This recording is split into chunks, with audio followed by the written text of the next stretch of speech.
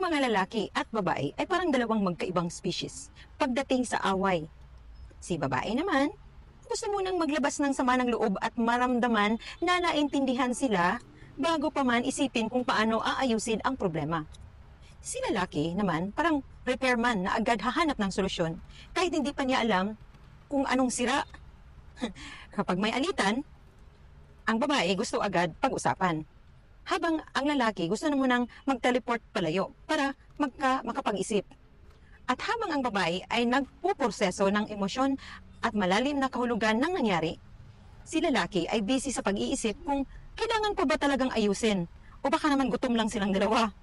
Pero ang sikreto, kung si lalaki ay matutong makinig at hindi lang magbigay ng, okay, so anong gagawin natin, mahal?